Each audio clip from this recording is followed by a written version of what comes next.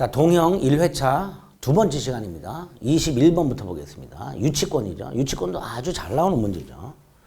유치권에 대한 다음 설명 중 옳지 않은 것은 이라고 되어 있습니다. 유치권은 타인 물건 또는 유가증권을 점유하는 자가 그 물건 또는 유가증권에 관하여 생긴 채권이 변제기에 있을 때 그걸 변제받을 때까지 그 물건 또는 유가증권을 유치할 권리죠. 점유 반환을 거절하는 법정 담보물권이죠.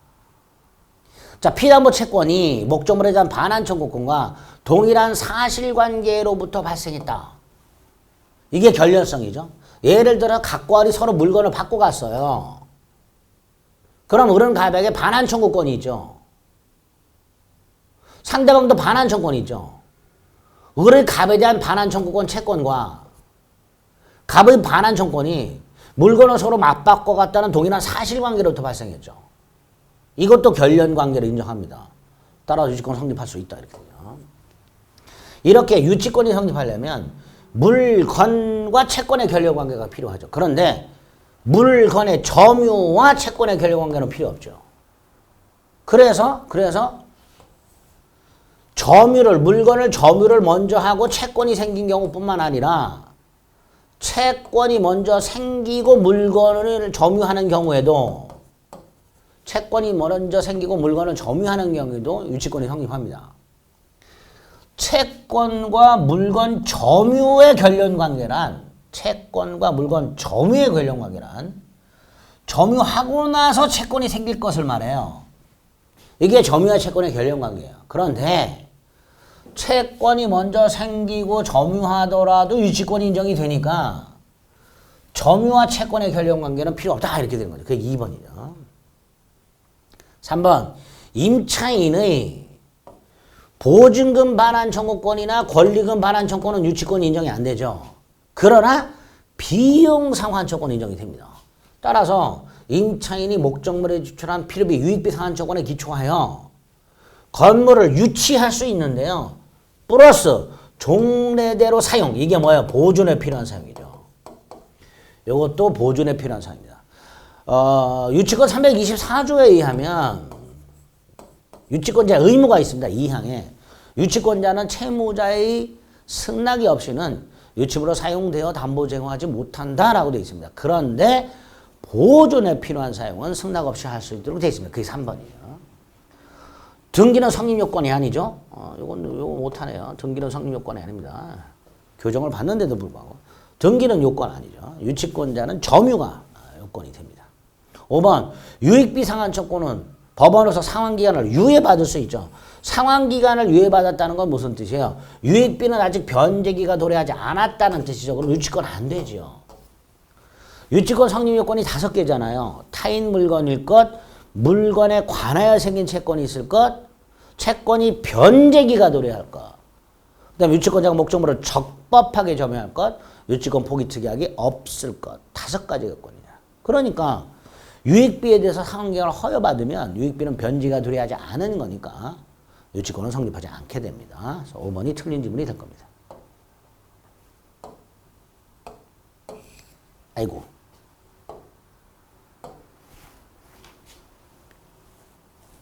희한하네. 폰 누르는 게 습관이 돼서요. 이러면 될 것 같아. 그죠? 근데 안 되네. 그러니까 이 화면은 요것만 인식하는 것 같아요. 요것만. 쓰는 것만. 자, 22번. 유치권에 관한 설명 중 옳지 않은 것을 골라라. 타인 물건을 횡령해서 점유하는 게 불법 점유죠. 타인 물건을 횡령했든 훔쳤든 마찬가지입니다. 근데 그 사람이 그 물건을 수선했어요. 비용 상환은 청구할 수 있죠. 하지만 유치권은 성립하지 않죠.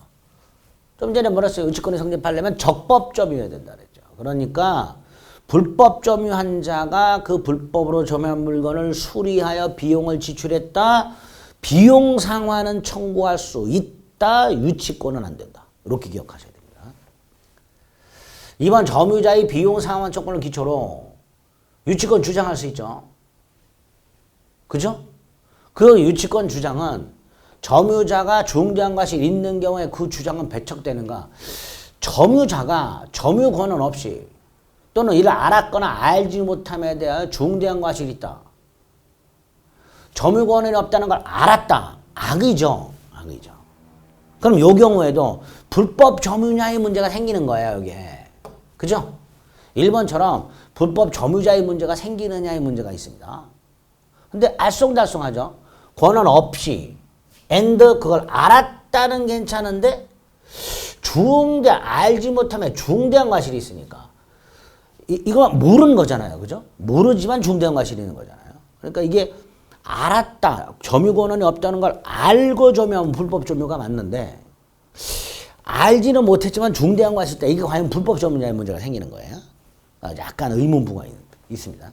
3번 토지 임차인은 부속물 매수 채권을 행사했을 때 부속물 매매대금 채권이라고 되어 있는데 원래 이 3번은 이게 산업인력관리에 대한 기출지문 중에 하나인데 이게 출제 잘못이니까 잘못된 거예요. 부속물 매수 채권은요. 건물 기타 공작물 임차인만 인정이 돼요. 부속물 매수 채권은. 그러니까 대지 임차인이 아니라 건물 기타 공작물 임차인이라고 해야 돼요. 원래 출제를. 자, 그럼 다시 한번 건물 기타 공작물 임차인이 부속물 매수 채권을 행사했을 때 그 부속물 매매대금 채권은 대지와 결련관계가 인정이 되냐? 안 되죠. 매매대금 채권은 결련관계가 인정이 안 된단 말이에요. 그러니까 3번이 확실하게 틀렸죠. 자, 결련관계가 인정이 안 되는 거, 유치권이 인정이 안 되는 거, 보증금, 권리금, 부속물 매매대금, 건축자재대금, 계약명의 신탁의 신탁자의 부당이득 반환 청구권, 채무 불이행을 이유로 한 손해배상 채권. 이 6가지죠, 기본이. 그러니까 부속물 매매대금 채권은 그 목적물과 결렬성이 인정이 안 된단 말이죠. 어쨌든 3번은요. 전제 자체도 틀렸고요. 대지 임차인에게는 부속물 매수 채권 자체가 인정이 안 됩니다. 부속물 매수 채권은 건물 기타 공작물 임대차에서 임차인에게만 인정이 돼요. 그러니까 전제 자체도 틀렸고요. 매매대금 채권과 물건 사이에는 그 매매대금 채권과 매매 목적물 사이에는 결련관계가 인정이 안 되기 때문에 유치권이 성립하지 않습니다. 3번이 틀렸죠. 그럼 2번은 내가 남의 물건에 정당한 권한이 없다는 걸 안 경우뿐만 아니라 중대한 과실로 알지 못한 경우도 불법점이구나. 그럼 유치권 주장 못하는구나. 이렇게 되겠죠? 그렇게 연결하시면 되겠습니다. 4번 유치권자는 전부를 반대받으니까 전부. 불가분성이 인정되죠. 유치물 전부를 유치할 수 있죠. 5번 주택건축업자가 유치권을 행사하면서 주택을 거주 사용한다. 자, 요 5번은요. 자, 그대로 두고 한번 위로 가겠습니다. 아까 임차인이 비용상환조건에 기초하여 목적물을 유치하면서 종래대로 계속 사용한다 그랬죠. 요것도 보존에 필요한 사용이고요. 요거 보존에 필요한 사용이고요. 요것도 보존에 필요한 사용입니다. 5번도 주택 건축업자가 유치권을 행사하면서 그 주택에 거주 사용하는 것. 요것도 보존에 필요한 사용입니다. 그런데 보존에 필요한 사용은 채무자 승낙 없이 할 수 있다고 그랬죠. 그리고 유치권자가 목적물의 과실을 수취하려면 채무자 승낙을 받아서 사용되어 담보 제공해야 된다 그랬죠. 그러니까 채무자 승낙 없이 보존에 필요한 사용을 했다면 과실을 수취 못하니 그 이익은 반환해야 되죠. 옳은 질문이 되겠죠. 틀린 것은 3번이 될 겁니다. 유치권 인정 안 된다. 이렇게 올라가야 되나? 이렇게 돼 있었군요. 틀린 건 3번이 되겠죠. 23번을 보겠습니다. 어디 갔어? 여기 있군요. 저당권이 혜력이 미치는 목적물의 범위라고 나오게 되면 부합물, 종물, 과실, 물상 대위 이 세 가지가 나오죠. 1번 토지 저당권이 설정된 이후 토지에 부합된 물건에 저당권 혜력이 미친다. 물론 임의 규정이기 때문에 법률 규정이나 특약을 할 수 있죠. 근데 그게 없으니까 효력이 미친다 이렇게 되겠죠. 2번 원칙적으로 목적물 과실에는 저당권 혜력이 미치질 않아요. 그런데 그 목적물이 압류 후 수취한 과실에는 효력이 미치게 됩니다. 3번 건물에 설정된 저당권은 특별한 사정이 없는 한 건물 소유를 목적으로 한 지상권 또는 임차권에도 미친다. 자, 요거는 요런 시츄에이션이죠. 갑소유 땅에 을이 지상권이나 임차권에 기초해서 건물을 갖고 있고 이 건물에 저당권이 설정되어 있는 상황을 생각하시면 돼요. 그러니까 이 건물 저당권의 효력은 을이 땅에 대해서 갖고 있는 지상권 또는 임차권에도 효력이 미친다. 이렇게 되겠죠. 4번 주유소 건물에 설정된 저당권은 종물인 주유기에도 미치죠. 종물은 주유기고요. 유류 저장 탱크는 부합물이고요. 세차기는 종물도 부합물도 아니지요. 5번이 틀렸죠. 토지와 건물은 별개의 부동산이니까 토지에 설정된 저당권에는 건물에는 미치지 않죠. 그래서 토지 저당권 혜택이 미치지 않는 것들이 쭉 나오죠. 건물, 임목, 명인방법을 갖춘 수목이 있단 미분리과실, 농작물, 미채고 강물. 이건 토지의 부합물도 아니고 종물도 아니니까 토지 저당권 혜택이 미치지 않는다. 이렇게 되겠죠. 5번이 틀린 질문이 됩니다. 24번 저당권 실행으로 인한 법정지상권이라고 366조가 있죠. 366조 법정지상권 인정되려면 저당권 설정 당시 건물이 존재해야 되죠. 그 당시 동일인해야 되죠. 설정 당시 동일인해야 되죠. 2번 틀렸죠. 1번 옳은 지문이고요. 2번은 틀렸죠. 저당권 설정 당시 건물이 존재하고 저당권 설정 당시 동일해야 되죠. 또 토지와 건물 중 어느 한쪽 또는 양쪽 토지에만 건물에만 아니고요. 토지 건물에 저당권이 설정된 경우에도 법정상권 인정이 됩니다. 4번 관습법상 법정상권은 당사자 사이에서 포기특약, 배제특약 할 수 있죠. 그러나 305조나 366조 법정상권은 배제특약 할 수가 없습니다. 5번 법정상권은 성립했으나 등기가 없어. 아니 법정상권은요. 등기 없이 취득하죠. 그죠? 자, 그 상태에서 건물을 산 사람. 이런 시츄에이션이죠. 갑소유 땅에 을이 건물을 갖고 있어요. 이게 원래 갑소유 건물이었는데 건물에 저당권이 설정이 돼 있다가 이게 실행이 돼서 을이 경락을 받은 거예요. 그럼 을은 건물 소유권을 취득하면서 땅에 대해서 법정 지상권을 취득하죠. 등기 없이. 이 건물을 병한테 판 거예요. 이때 병은 을로부터 지상권도 넘겨받기로 한 거죠. 다시 말해서 이 병은 장차 지상권을 취득할 지위를 갖고 있어요.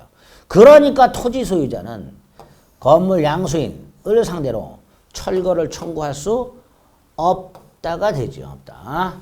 병은 장차 지상권을 취득할 지위를 갖고 있으니까 지상권 설정 등기 의무자 갑이 병을 상대로 철거를 청구할 수는 없게 됩니다. 그러니까 옳은 것은 1번이 되겠네요. 자, 25번 계약의 종류, 계약번.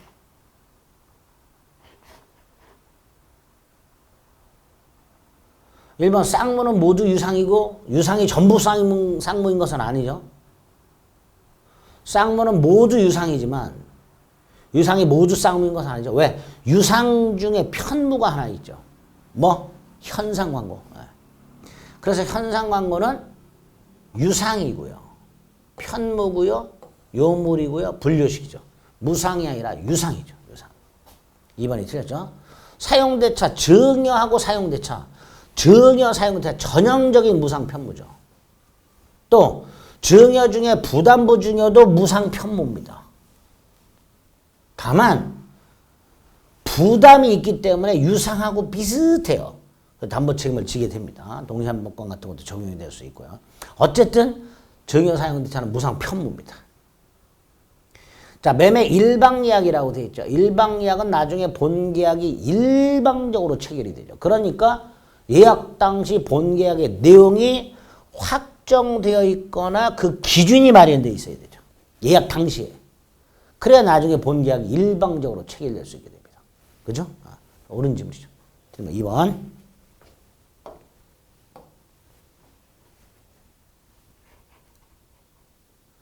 해설을 들으면서 내가 여기가 부족했구나. 내가 이게 기억이 명료하지 않구나. 이것도 자꾸 생각하셔야 돼요. 체크했다가 꼭 확인하셔야 되는 거예요. 그냥 한 번 듣고 아예 알았네 하고 넘어가면요. 나중에 또 헷갈려요. 그러니까 들으시면서 이건 내가 정확하지 않았는데 라고 생각되는 부분들은 체크해놨다가 반드시 다시 한번 확인해서 내 걸로 만드셔야 됩니다. 26번 계약의 성립. 청약의 의사표시가 상담때 도달하기 전에 청약자 사망했어요. 111조 2항에서 뭐라고 돼 있어요? 의사표시자가 의사표시를 발송한 후 그게 상대방에게 도달하기 전에 사망하거나 제한능력자가 되었다 하더라도 의사표시 효력에는 영향을 미치지 않는다. 영향이 없다. 이렇게 돼 있죠. 이번 청약은요. 승낙만 받으면 계약이 성립될 정도로 확정되어 있고 구체적이어야 된다. 그랬죠. 청약의 유의는 계약의 내용이 아니죠. 그런데 그 청약의 유의 속에 목적물 현황이나 거래 조건이 들어있을 때 그게 계약의 설질이 아니라 실질입니다. 실질에 반하지 않는 한 계약 내용에 포함되는 경우도 있죠. 원래 청약의 유의는 계약 내용이 아니지요. 근데 아파트 분양 광고 같은 것들이 청약의 유인인데 그 분양 광고 속에 보면 구체적 내용이 들어있는 것들이 있죠. 예를 들어서 주차장은 전부 지하화, 1층에 번호키 출입문 설치, 뭐 이런 내용들이 들어있다면 그건 계약의 구체적 내용이 될 수 있는 거죠. 그죠? 그래서 원칙적으로 청약의 유인은 계약의 내용이 아니지만 예외적으로 계약의 내용이 되는 경우도 있을 수 있게 됩니다. 그게 한 번이죠. 4번은 청약을 수령한 사람은 승낙 의무도 없고 해답 의무도 없다 그랬죠. 그러니까 청약을 하면서 언제까지 이해하지 않으면 승낙한 걸로 본다. 이거 상대방은 개무시할 수 있다고 그랬죠. 즉 상대방을 구속하지 않는다 그랬죠. 그러니까 그 기간이 경과했다 하더라도 승낙으로 봐서는 안 되죠. 4번 틀렸고요. 5번 예금 계약은 언제 성립하죠? 금융기관이 돈을 확인하면 성립하죠. 이게 뭐예요? 의사실현에 의한 계약 성립이죠. 의사실현에 의한 계약 성립이 뭐예요? 그거죠. 승낙은 없고 승낙으로 인정되는 사실이 있는 때 계약이 성립하는 게 의사실현에 의한 계약 성립이고요. 대표적인 파례가 바로 저 예금 계약 성립 시기죠. 옳은 지문이죠. 틀린 거 4번.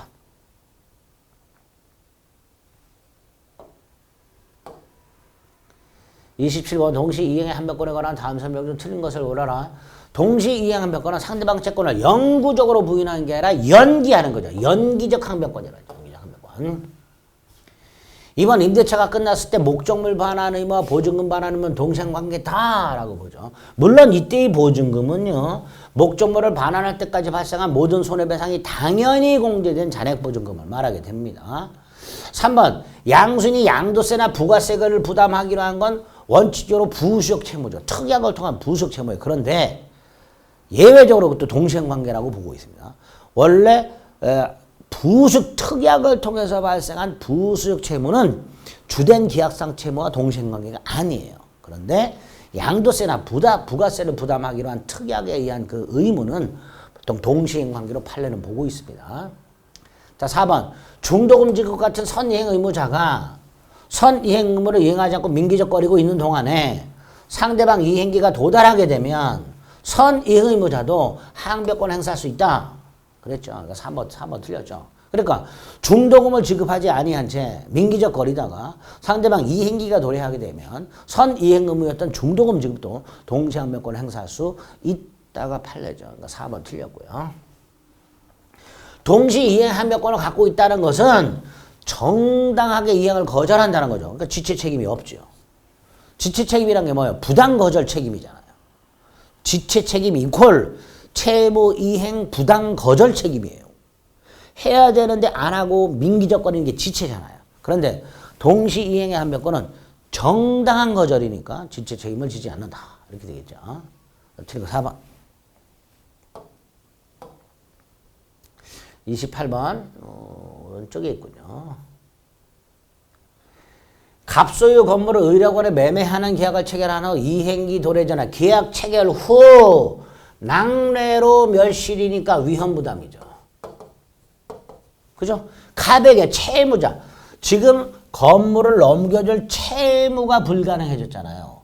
그 불가능하게 된 채무의 채무자에게 아무런 잘못이 없죠. 그게 위험부담이죠.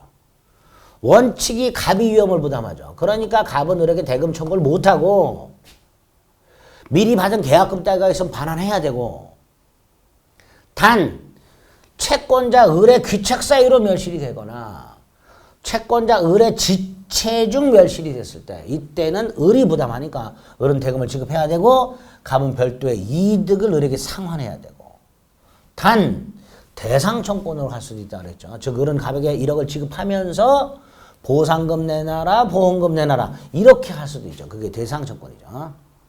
1번 후발적 불능이죠. 원시적 불능 아닙니다. 2번 매도인 갑의 책임에 돌릴 수 없는 사유. 즉 갑에게 귀책 사유가 없다라는 거. 낙뢰 같은 거죠. 갑은 면책되죠. 을도 면책되죠. 갑은 을에게 대금을 청구하지 못하니까 을의 책임도 면책이 됩니다. 3번 불강력이죠. 갑의 채무는 면하게 되죠. 을의 채무도 소멸하게 되죠. 이게 원칙이죠. 갑이 위험을 부담한다. 채무 불이행 아니죠.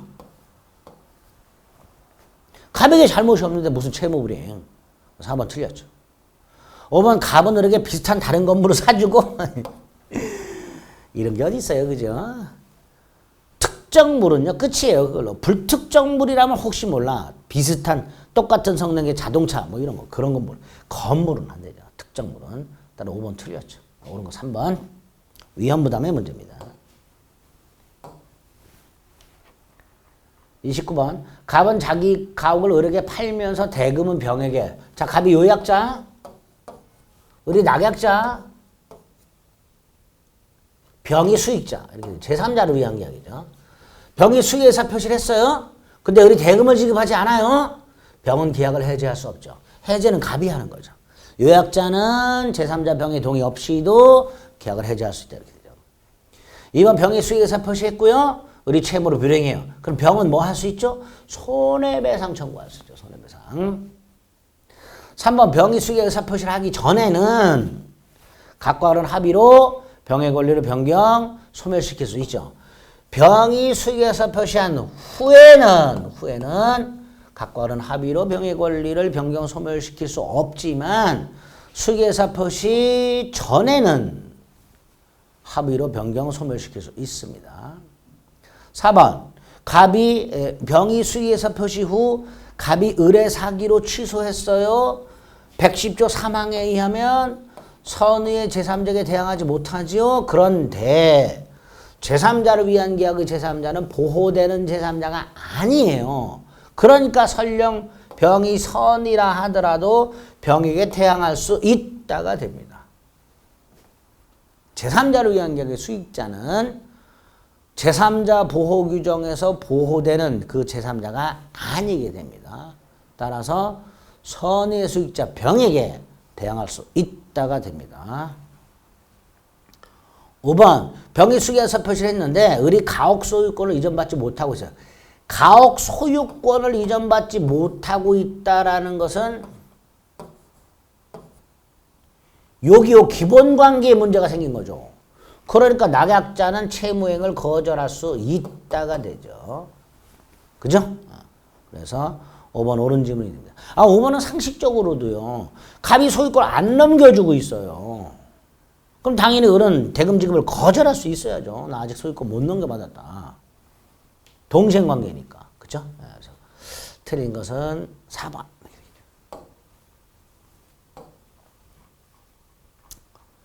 30번 계약의 해제라고 되어 있습니다.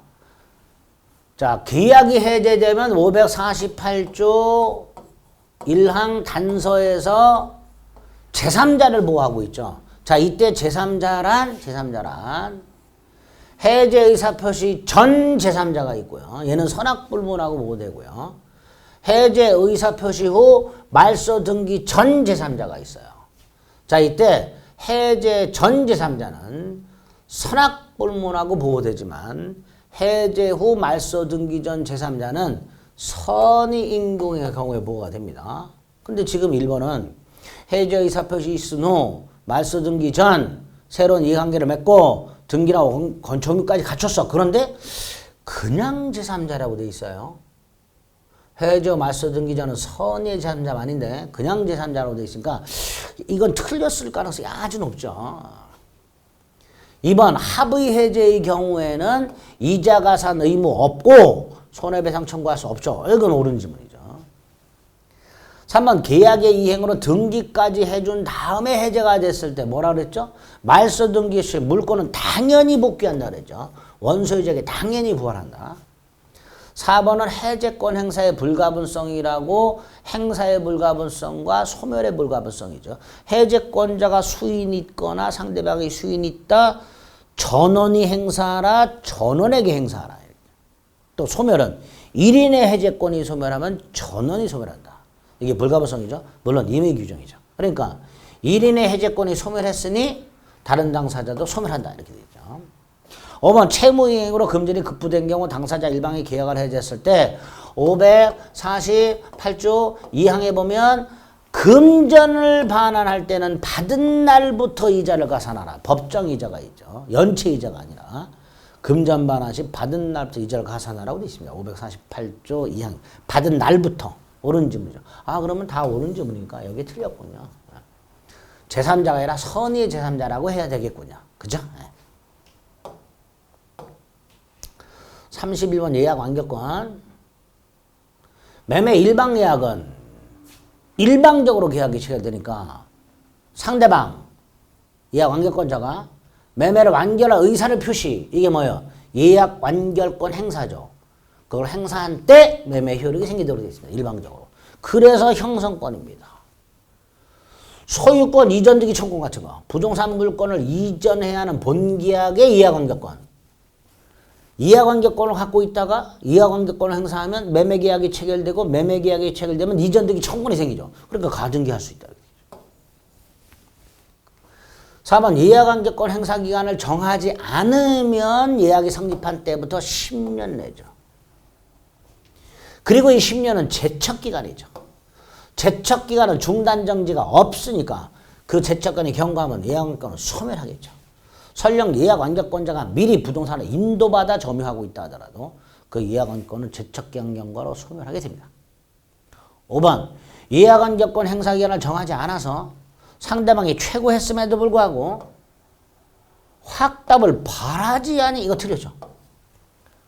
확답을 받지 못하면 예약완권 행사기간을 정하지 아니한 때 상당기간을 정해서 완결 여부의 확답을 최고할 수 있고 최고한 자가 예약완결권자가 아니라 최고한 자가 확답을 받지 못하면 예약은 효력을 잃습니다. 발신주의 아닙니다. 그래서 5번이 틀렸죠.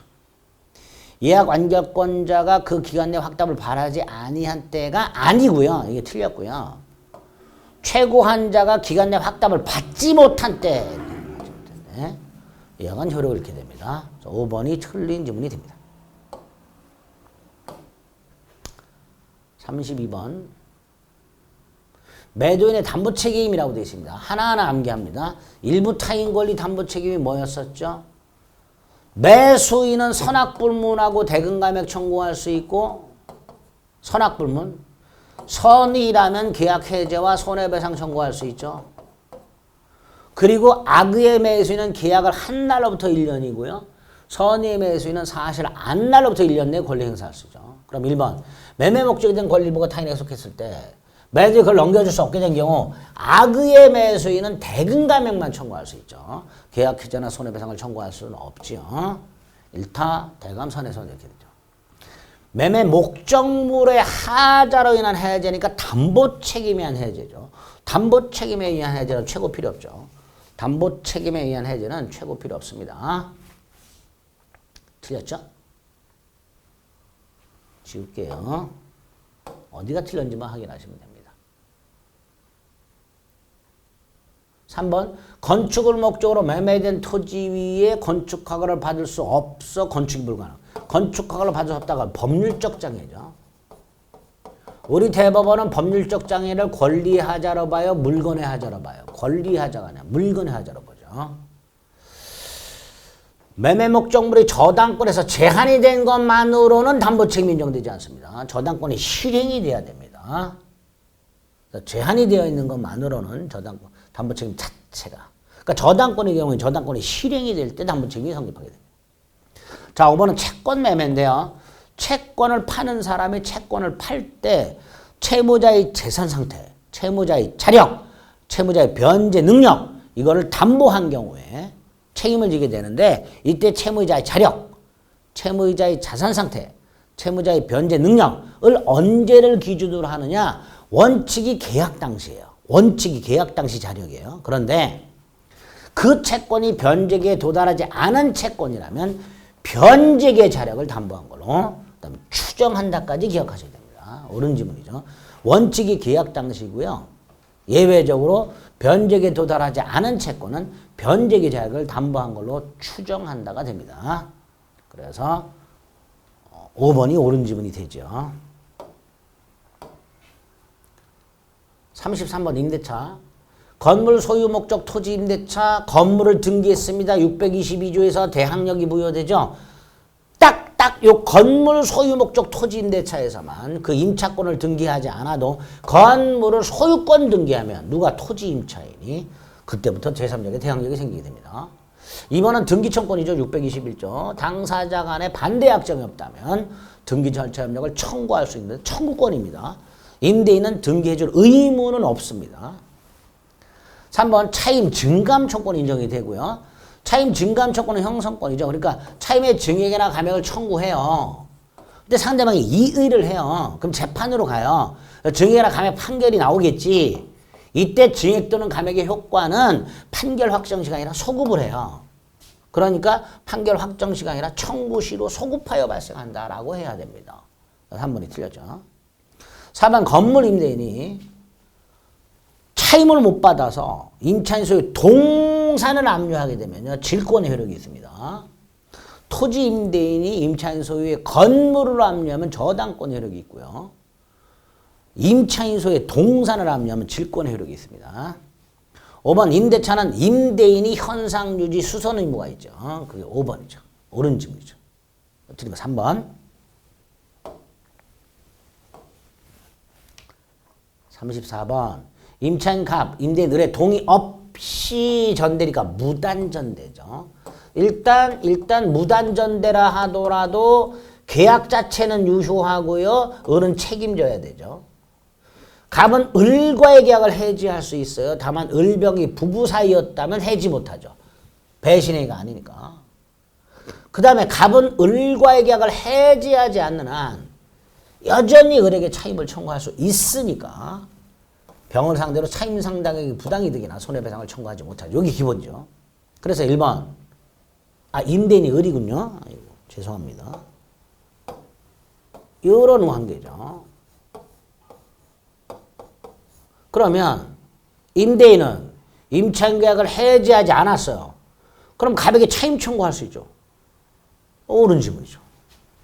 그러니까 2번 해지하지 않는 한 4번 해지하지 않는 한 자 2번하고 4번 묶어서 1, 3, 4번 묶어서 을은 갑과의 계약을 해지하지 않는 한 갑에게 차임을 청구할 수 있으니까 병에게 손해배상 청구할 수 없고 병에게 부당이득 반환 청구할 수 없다죠. 그러니까 4번 틀렸죠. 부당이득이 아니군요. 죄송합니다. 끝만 보고서 큰일 날 뻔했네. 다시 한번요. 자 1번 을은 갑과의 계약을 해지하지 않는 한 갑에게 차임을 청구할 수 있어요. 그러니까 2번 병에게 불법행위 손해배상이나 부당이득 반환 청구할 수 없지요.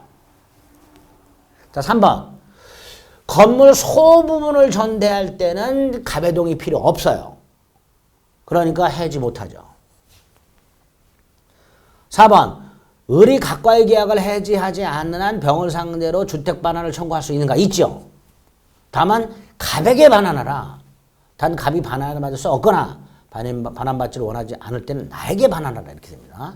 그러니까 요 4번은 을 자신에게 그럼 틀린 지문이에요.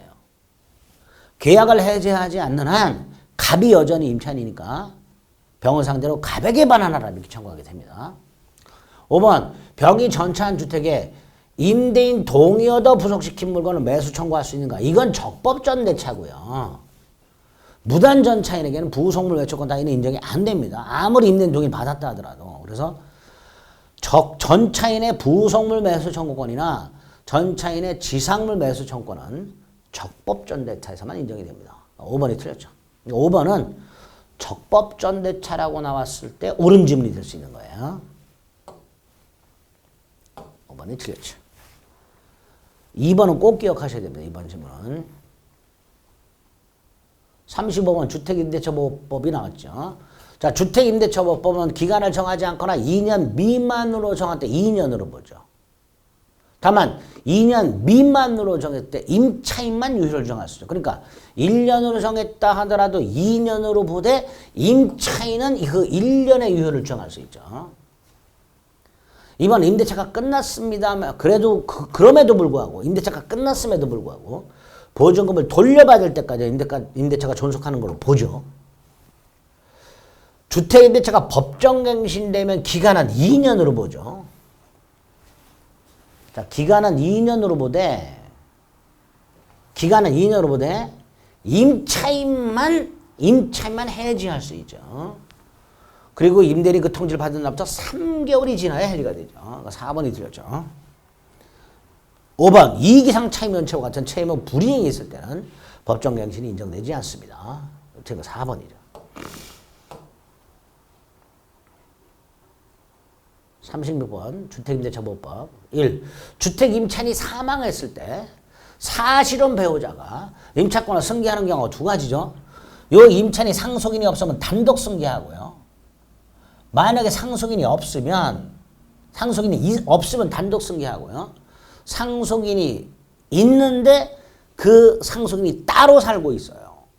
그럼 이촌의 상속권자와 공동 승계합니다. 우선하는 게 아니라. 다시 한번요. 임차인이 사망했어요.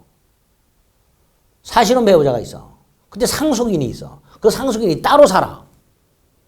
그럼 이촌인의 그 친족과 공동 승계합니다. 공동. 우선이 아니라. 1번 틀렸죠. 임대차 등기가 없어도 인도와 주민등록을 하면 다음날 대항력이 생기죠. 그리고 전입신고한 때 주민등록한 걸로 보죠. 그리고 이 전입신고서는 공무원이 수리한 때 효력이 생기죠. 결국 전입신고서가 수리된 때 주민등록한 것으로 보고 다음날 0시 대항력이 생기는 거죠. 5번은 법정갱신이죠. 6.2죠. 주택임대차는. 6개월 전부터 2개월 전 사이 상위법은 6.1이고요. 주임법은 6.2죠. 임대차 끝나기 6개월 전부터 2개월 전 사이에 임대인이 통지하지 아니한 경우 또는 2월 전까지 임차인이 통지하지 않은 경우 법정갱신되고 전임대차와 동일 조건이 돼 아까 뭐라 했어요? 기간은 2년으로 본다고 그랬죠. 4번 임대차가 끝났지만 보증금을 돌려받지 못한 임차인은 그 주택 소재지 관할 법원에 임차권 등기 명령을 신청할 수 있고요. 주택 임차인의 대항을 갖춘 다음에 소유자가 바뀌면요. 그 양수인이 임대인지를 승계한 걸로 보니까 보증금 반환 의무자도 양수인이죠. 주택 양수인은 임대인지를 승계한 걸로 본다. 그리고 보증금 반환 의무도 승계하다. 이렇게 되겠죠. 37번 집합건물법. 자, 관리단 집회라고 되어 있죠. 관리단 집회를 소집할 때는요. 관리단 집회일 일주일 전에 각 구분 소유 일주일 전까지 각 구분 소유자에게 통지하도록 하고 있습니다. 요게 관리단 집회 소집 절차예요. 근데 이 소집 절차를 생략하고 소집할 수 있는 경우가 전원동입니다. 기억하세요. 2번 갑이 관리비를 체납합니다. 아파트를 을에게 팝니다. 을이 갑의 체납관리비를 승계하는가? 다 승계한 게 아니라 공용부분 체납관리비만 승계합니다. 연체료는 승계하지 않습니다. 전유부분 체납관리비 하고요. 연체료는 승계하지 않습니다. 공용부분 체납관리비만 승계한다는 게 판례입니다. 3번 분양대금을 완납했지만 등기는 받지 못한 사람. 그럼 이 사람은 아직 구분 소유자는 아니죠. 구분 소유자는 아니지만 관리단 구성원으로서 의결권 행사할 수 있다가 판례예요. 그러니까 원칙적으로 관리단은 구분 소유자 전원으로 구성이 되지만 예외 구분 소유자가 아닌 자가 포함되어 있는 구분 소유자가 아닌 자가 포함되어 있는 관리단도 있을 수 있게 됩니다. 다시 한번 원래 관리단은 구분소유자 전원으로 당연히 성립하는 단체인데 이런 경우가 있기 때문에 구분소유자와 구분소유자가 아닌 자로 구성된 관리단도 있을 수 있게 됩니다. 탈례 이해할 때. 자, 4번 재건축 결의가 있으면요. 그 결의에 반대했던 사람에게 반드시 한 번 더 재건축에 참가할지를 서면 촉구하도록 되어 있습니다. 구도 안 됩니다. 반드시 서면 촉구해야 되고요. 2달 내에 회답이 없으면 재건축에 참가하지 않는다는 뜻을 회답한 걸로 보게 됩니다. 재건축 결의가 유효하려면 일단 5분의 4 찬성이 필요하고요. 5분의 4 이상의 찬성이 필요하고요. 재건축 비용 분담액 또는 적어도 산출 기준을 정해야 돼요. 이걸 정하지 않는 재건축 결의는 무효가 원칙이 됩니다. 집합건물법부터요. 가등기담보법, 부동산 실명법은 동형 모의고사 지문 정도 확인하시면 됩니다. 여러분들이 많이 확인했기 때문에. 38번 대지 소유권은 이전등기를 받지 못한 구분 건물 소유자 전유 부분 소유를 위해서 대지까지 사용할 권리가 있죠. 이것도 대지 사용권으로 보는 거예요. 등기 안 했어도 아직. 우리 점유권에서 보면 건물 소유자가 대지를 점유하죠. 그런데 집합 건물은요. 더 나아가서 구분 소유자가 대지를 점유 사용할 권리까지 있다. 그걸 대지 사용권으로 봅니다. 2번 공용 부분의 구분 소유자들은 합유가 아니라 공유죠. 공유. 합유가 아니라 공유죠. 그리고 공용분에 관한 지분은 언제나가 아니죠. 원칙적으로 전유 부분 면적 비율이지만 당사자가 달리 정할 수도 있습니다. 3번 복도 계단은 당연히 구분 소유권의 목적으로 절대로 할 수가 없죠. 4번 전유 부분과 복도 계단에 관한 권리 절대로 분리 처분할 수 없습니다. 규약으로 정하는 것도 안 됩니다. 이거 틀렸습니다. 절대적 일체성이 있습니다. 5번 집합건물 구분 소유자는 공유 지분 비율에 따라서 땅을 사용하라. 공유 지분 비율과는 상관없이 용도에 따라 사용, 용도에 따라. 공유 지분 비율이 얼마냐 상관없어요. 공유 지분 비율에 따라가 아니라 공유 지분 비율에 상관없이 토지 전부를 용도에 따라 사용할 수 있습니다. 그래서 옳은 것은 1번 이렇게 되겠죠.